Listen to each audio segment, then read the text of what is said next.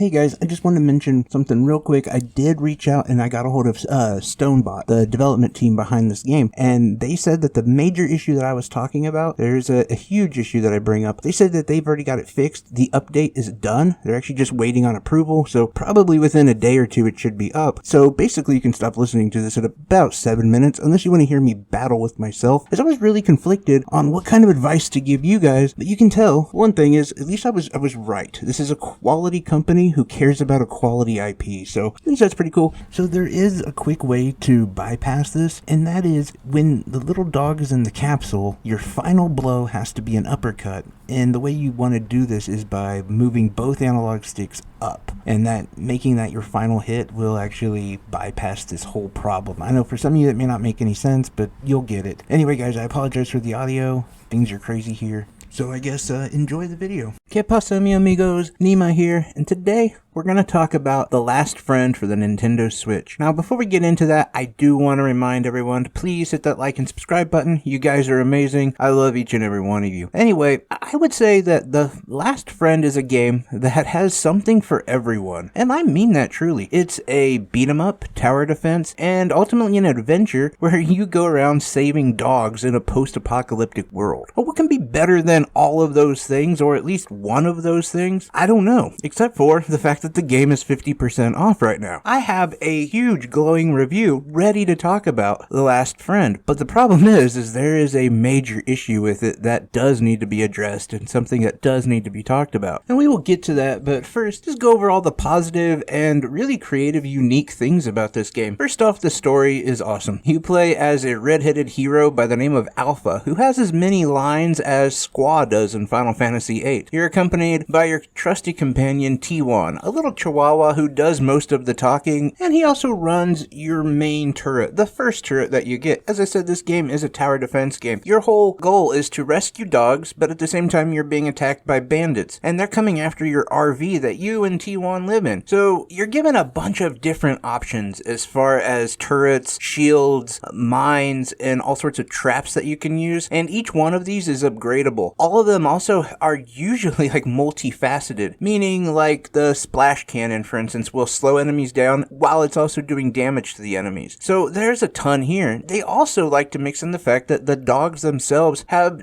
different abilities. Like some of them really help your skills, because again, this is also a beat 'em up as well, and we'll get to more of that. There's some dogs that are gonna advance and have different turret abilities, some that are gonna give you skills, some that are gonna be passive that allow you to, like, say, heal the turrets or upgrade the turrets faster, get you more scraps that allow you to build and upgrade. You compound all that, and you have a really great tower defense game that is also done in a way that I like, while they're using lanes and stuff like that. But that's just one part of the game, and that's what is just amazing about the game, because the other aspect is it's a beat 'em up game, and they don't cut any corners on the beat 'em up aspect of it. Your character Alpha has quite a few punishing moves, from an uppercut to a stomp to a charge, as well as just your basic attack. Like I said before, some of the dogs that you rescue actually help you on your beat 'em up skills and abilities. Both aspects of these games are done really, really well. Both mechanics, the tower defense aspect and the beat 'em up aspect, is done really well and very engaging and super fun. I have to say as well, I love the graphics of this game. Now, it doesn't truly, how do I say this? The very beginning of it and pretty early on, it looks really, really impressive, and I would say like that's kind of the epitaph, if you will. Like that's the pinnacle of where it gets to, and that's fine because it still holds up. Like there is nothing about this game that looks lazy or thrown together. It really, really does hold up, and graphically, I'm a fan of it. I like all the dogs. I love the kind of offset humor that's done throughout the game, as well as the gameplay itself. There's a few things that I would like to critique about that, and we will get into that. But the other aspect that is really done really well is the audio, like the music, the sound, done really great. I also love the aspect of being able to go from like mission to mission to go back. You can acquire more scraps, you can acquire more dog treats, which allow you to upgrade your turrets, allow you to upgrade your abilities as well, and to upgrade like your offensive abilities, your RV protective abilities, your defensive abilities, things like that. Like you can go back through this game and just really bulk up. Now, here's the problem. One of my problems is you don't need to really bulk up. I really had no issue in this game as far as as beating anyone, like, it's a pretty easy game. And that, I hate to complain about difficulty in a game, whether it's too hard or too easy, because it does seem like a fine line that developers have to work through to kind of figure out how can they make it accessible, yet how can they make it engaging, how can they make it not monotonous. And I understand that aspect, because after a while of this game, to be honest, with no threat of losing, it does get a little monotonous, a little repetitive. You'd like to be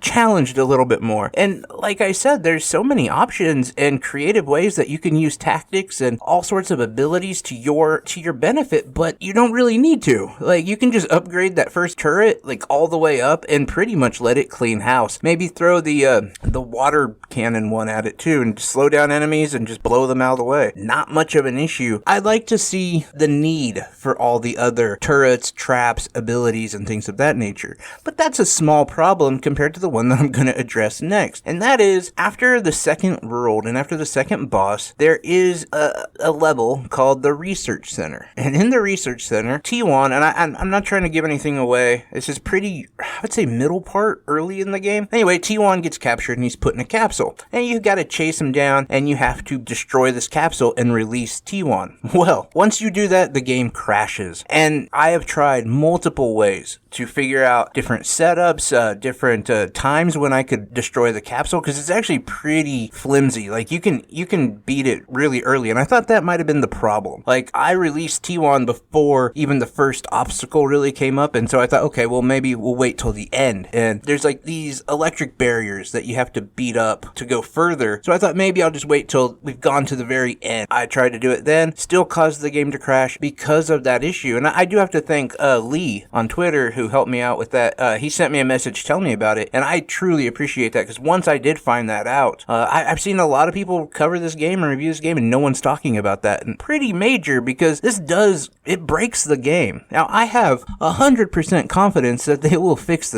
why would they not fix it? And I'm sure they'll do it in the next couple of days. Probably by the time you're hearing this, they've fixed it. So there's a part of me that says you should buy this game right now. It's on sale, 50% off. I don't know if you're going to see it for $7.50 for quite a long time, but it's hard for me to say that when I know that the game has this game-breaking error in it, this bug that will just cause it to crash. But there again, there's that part of me that says they put so much into this game. This game is so wonderful in so many aspects. It's so creative. There's just this whole, bouquet of options and gameplay, and it's very deep. So why would they let this one issue completely tank the entire game? That doesn't make sense to me. I'm sure they're going to fix it. I'm sure that it would be a good idea to pick it up while it's on sale, but I can't wholeheartedly say to do that just in case they don't. And I don't want to mislead any of you and to tell you to pick up a game that does have a game-breaking crash in it. So my advice, honestly, would be to pick it up. I am reaching out to the developers, publishers, and I'll let you guys know. I'll pin the comment down below and let you know what they say. I'm sure we'll hear back from them soon, and if this isn't already fixed here in the next day or so. Either way, I think this game is worth it. If they get that fixed, it's 100% worth it. Even if not, to be honest,